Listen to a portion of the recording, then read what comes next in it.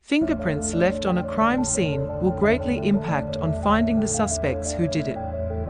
Fingerprint is very unique, and the detailed images under the microscope will tell you why. In addition, fingerprints are almost impossible to duplicate and can provide conclusive evidence in a criminal case. By comparing a suspect's fingerprints with those found at the scene of the crime, investigators can often determine whether or not the suspect was present at the time of the crime.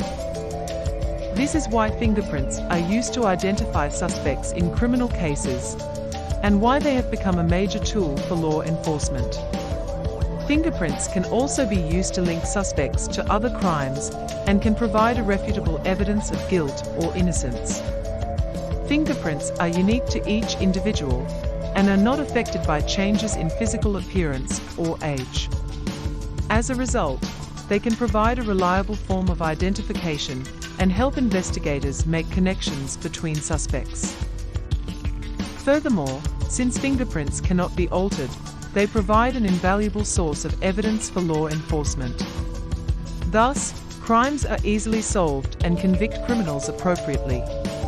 Recent years shows that criminals who plan to commit the unthinkable now use gloves to hide any evidence. But that doesn't help with the increasing number of CCTV, and that is for a different story. Fingerprints are like a signature, no two are the same, and they can't be changed or altered. They provide law enforcement with an indelible record of a person's identity, no matter how much time passes, or how much a person changes. As such, fingerprints can be a powerful tool for law enforcement in identifying suspects and prosecuting cases. They are a unique and immutable form of identification that can provide a strong link between an individual and a specific crime. That's it for now.